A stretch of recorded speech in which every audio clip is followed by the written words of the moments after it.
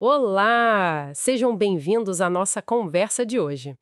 Já pararam para pensar como a ciência faz para, tipo assim, medir algo tão pessoal quanto o envolvimento com uma crença, como o espiritismo, por exemplo? Pois é, Hoje a gente vai fundo na criação de uma ferramenta bem específica para isso: o Formulário de Envolvimento Espírita, o FENE. exato.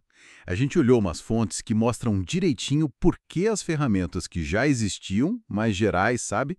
Sobre espiritualidade, religiosidade, elas simplesmente não davam conta do recado nesse caso. Uhum. E aí, como esse Fene foi construído, passo a passo mesmo, foi um trabalho pioneiro na área. Legal.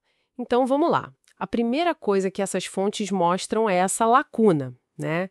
Tinham várias escalas de religiosidade, tipo a Durrell, W.H.O. SRB, Isso, escalas conhecidas. mas nenhuma delas conseguia medir de forma profunda as particularidades da crença e da prática espírita. Era muito genéricas, talvez. Exatamente. Era como tentar, sei lá, medir febre com uma fita métrica. Não servia para aquele propósito específico. Boa analogia. Daí, com essa falta, né, a solução foi construir algo do zero. E foi um processo bem rigoroso, viu? Começou definindo na teoria o que medir, que eles chamaram de nível de envolvimento espírita, Ok. e especificando bem o atributo, o espiritismo kardecista, aquele codificado pelo Kardec, seguido pela FEB e tal. E como essa ideia virou um questionário na prática? Quais foram os primeiros passos concretos? Olha, a primeira versão do FENE foi dividida em 3 blocos, 3 partes. O bloco A era de dados sociodemográficos. Tipo censo do IBGE. Isso, inspirado no IBGE, mas adaptado, para pegar detalhes de trabalho, renda, até orientação sexual, pensando em possíveis vulnerabilidades sociais, sabe? Entendi. Mapear o contexto da pessoa. E o bloco B, pelo que vi, era mais focado no indivíduo, né? Na parte psicológica. Precisamente. O bloco B investigava o estado psíquico e assistência psíquica. Tinha perguntas para entender as fontes de sofrimento da pessoa. Tipo o quê? Luto, conflitos familiares ou no trabalho, problemas de saúde, uso de substâncias, e também se a pessoa já tinha buscado ajuda profissional, psicoterapia, psiquiatra. Ah, para ver se a busca pela doutrina tinha alguma relação com essas demandas psicológicas. Exato, para entender esse quadro geral. Faz sentido. E o bloco C, imagino, era o coração da coisa, né?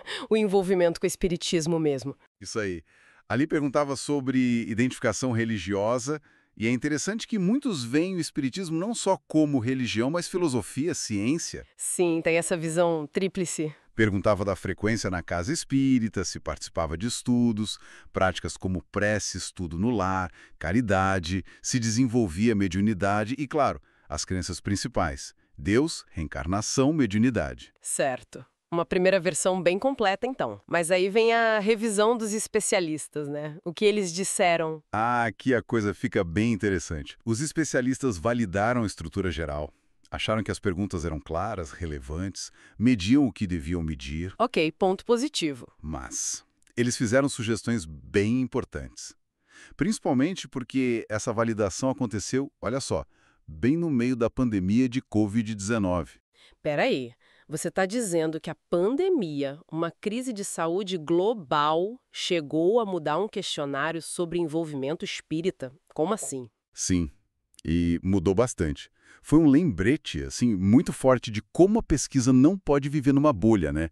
Precisa ser sensível ao contexto. Nossa, e como foi essa mudança na prática? Bom, no bloco B, por exemplo, adaptaram perguntas. Quando perguntavam sobre sofrimento por desemprego, luto, doença, adicionaram: isso teve relação com a Covid-19? Uhum. O mesmo para uso de substâncias, busca por ajuda psiquiátrica. Incluíram até perguntas sobre violência doméstica, o impacto do isolamento. Que capacidade de adaptação. Incrível isso. Mostra mesmo que a pesquisa é viva. E no bloco C, do envolvimento espírita, o que mudou? Mudou bastante também.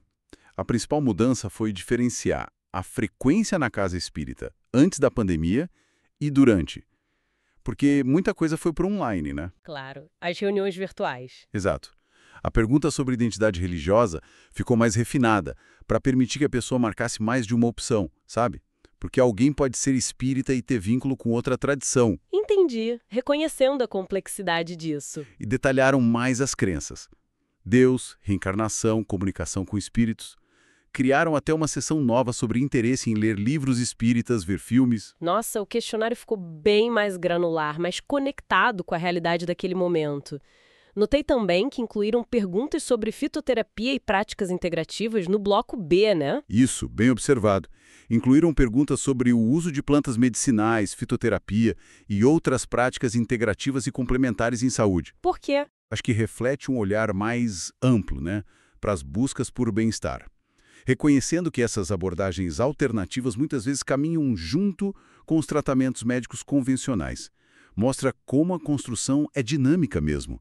Então, o ponto central que fica dessa análise toda é que a criação do FENE não só preencheu uma lacuna importante de método, Sim, mas também mostra de forma muito clara duas coisas. Primeiro, a necessidade de ter ferramentas específicas para estudar fenômenos específicos. E segundo, a importância gigantesca de adaptar a pesquisa ao contexto real, as mudanças, como foi com a pandemia. perfeito. Não é só fazer uma lista de perguntas, né?